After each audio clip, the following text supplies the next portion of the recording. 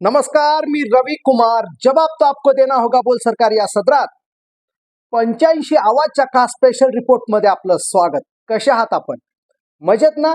मजेत राहा, हिट राहा, फिट राहा आणि हो, आरोग्याची काळजी घ्या। चला तर मग विषयाकडे वळूया। 1 महिना 9 दिवसांमध्ये खेळ पालटलाय। पवारांनी त्या खेळाचे रूलच बदललेत आणि हे फक्त फडणवीसांनी ओळखलं। शरद पवार 2022 ला एनडीए मध्ये येणार होते। संजय शिरसाट यांचं स्टेटमेंट। अजित पवार गेल्यानंतर सुनील तटकरे यांनी गलिच्छ राजकारण केलं। रामदास कदमांचं स्टेटमेंट। शपथविधी लवकर कुणी करायला लावला? उदय सामंत यांचा प्रश्न। दुःखद घटनेनंतर लगेच सुनेत्रा पवारांचा शपथविधी होणं लोकांना आवडलं नाही। संजय शिरसाट यांचं स्टेटमेंट। हे जर पवारांच्या राष्ट्रवादीतील कोणी म्हटलं असतं, ठाकरेंच्या राष्ट्रवादीतील कोणी म्हटलं असतं तर म्हटले असते की सुनेत्रा पवारांना हे स्थान मिळाल्यानं या लोकांमध्ये जळकी भरली। प्रश्न तयार होतोय, उदय सामंत, संजय शिरसाट, रामदास कदम यांच्यासारखी लोक ज्यावेळी या मुद्द्यावरती बोलतायत त्या अँगलने जर बघायचं जर ठरलं तर पवारांनी बसल्या बसल्या या खेळाचे रूल बदललेत। 28 जानेवारी ही ती तारीख आहे ज्या दिवशी अजित पवारांचं निधन झालं। आज बरोबर 1 महिना आणि 9 दिवस झाले।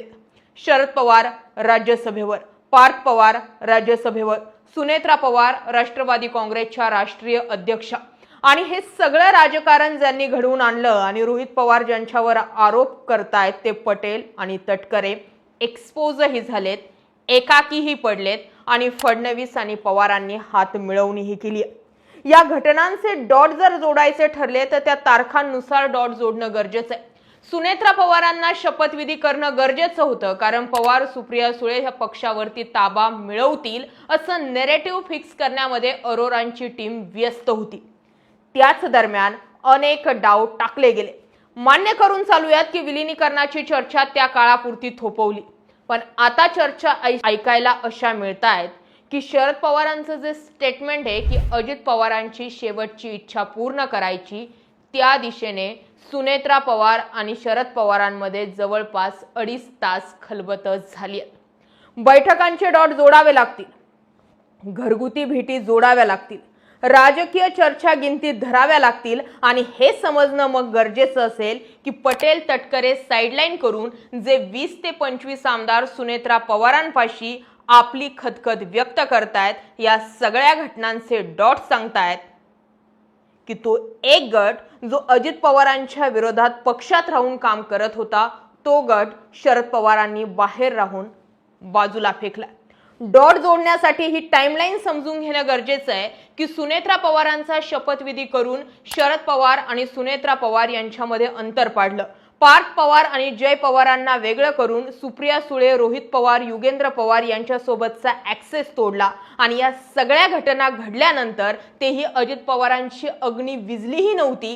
तेच या घटना घडल्यानंतर सुद्धा पुढच्या कोणकोणत्या घटना घडल्या आणि दिसल्या नसल्या तरी पवारांनी कसे डाव टाकले समजून घेऊयात या काही पॉइंटर्सनुसार। अजित पवारांच्या निधनानंतर शरद पवार, सुप्रिया सुळेंसह संपूर्ण पवार कुटुंब एकत्र आलं।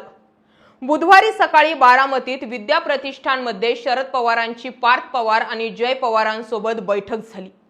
त्यानंतर पुन्हा बुधवारी संध्याकाळी शरद पवार बारामतीत अजितदादांच्या घरी सहयोग सोसायटीत आले। याच सहयोग सोसायटीत सुनेत्रा पवार, शरद पवार, पार्थ पवार, जय पवार यांच्यासोबत 2.5 तासांची बैठक झाली। गुरुवारी पुन्हा विद्या प्रतिष्ठान येथे पार्थ, जय पवारांसोबत बैठक झाली ज्यात रोहित पवार, श्रीनिवास पवार आणि राजेंद्र पवार उपस्थित होते। अजित पवार गेल्यानंतर पुन्हा 10व्या दिवशी शरद पवार अजित पवारांच्या घरी आले। अजित पवारांची शेवटची इच्छा विलीनीकरणाची होती, त्या दिशेने आता सुनेत्रा पवार आणि शरद पवार यांच्यामध्ये बैठका सुरू असल्याची माहिती। अजित पवारांची विलीनीकरणाची शेवटची इच्छा पूर्ण करावी असे शरद पवार म्हटले होते।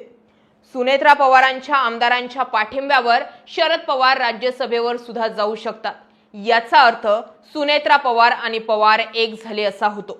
संजय राऊतांनी महाविकास आघाडीकडे शरद पवारांना राज्यसभेवर पाठवण्या इतके संख्याबळ आहे असा दावा केला आणि चेक करा। रोहित पवारांनी दादांच्या राष्ट्रवादीच्या राष्ट्रीय अध्यक्ष सुनेत्रा पवारच राहाव्यात असं पवार कुटुंबाचं मत असल्याचं म्हटलंय। अर्थ भेटी, वेळ, घटना आणि परिस्थिती सांगतायत सुनेत्रा पवार सहजासहजी शरद पवारांच्या विरोधात स्टँड घ्यायला तयार नाहीये. आणि या सगळ्याचा अर्थ सांगतो पटेल, तटकरे, भुजबळ, मुंडे आणि त्यांच्या सोबतीला फडणवीस यांनी अजित पवार गेल्यानंतर सुरुवातीच्या 10 दिवसांमध्ये जे काही चक्रव्यूह आखलं होतं त्या सगळ्यांवर पाणी फेरण्याचं काम आता सुनेत्रा पवार करतील. जसं मी म्हटलं की श्रीनिवास पवारांपासून अख्खी पवार फॅमिली जी आहे ती आता बैठकांमध्ये इन्व्हॉल्व आहे. सहजासहजी पवार किंवा शरद पवारांना बाजूला ठेवून सुनेत्रा पवारांना एकला चलोरेचा स्टँड घेता येणार नाही. ते 20 ते 25 आमदार सुद्धा तटकरे आणि पटेलांच्या विरोधात होती. याही पलीकडे जाऊन उदय सामंत, संजय शिरसाट, रामदास कदम ही माणसं तर महायुतीतीलच आहे. तीही लोक म्हणतायत की लोकांना सुनेत्रा पवारांनी तिसऱ्याच दिवशी शपथविधी घेणं किंवा त्यांना शपथविधी घ्यायला भाग पाडणं हे केलेलं आवडलेलं नाहीये. अर्थ तटकरे आणि पटेलांकडे बोट जातो आणि त्यामुळे 1 महिना 9 दिवसांमध्ये पार्थ पवारही राज्यसभेवर गेले, शरद पवारही राज्यसभेवर गेले. इकडनं पार्थ पवार, जय पवार, सुनेत्रा पवार आणि पवार फॅमिली ही एकत्र आली आणि आता चर्चा सांगतायत की विलिनीकरणही होऊ शकतंय, कारण सुनेत्रा पवारांना सुद्धा अजित पवारांचा घातपात असल्याचा संशय यायला सुरुवात झाली. आज 9 तारीख आहे. आज जय पवारांची प्रेस कॉन्फरन्स होणार होती, मात्र ती पत्रकार परिषद पुढे ढकलली की पुढे ढकलवण्यास भाग पाडलं. सगळ्यांना माहिती आहे जर जय पवारांनीही रोहित पवारांनी घेतला तो स्टँड जर घेतला तर फडणवीसांनी कंट्रोलमध्ये आणलेला हा खेळ हातातून निसटून जातो.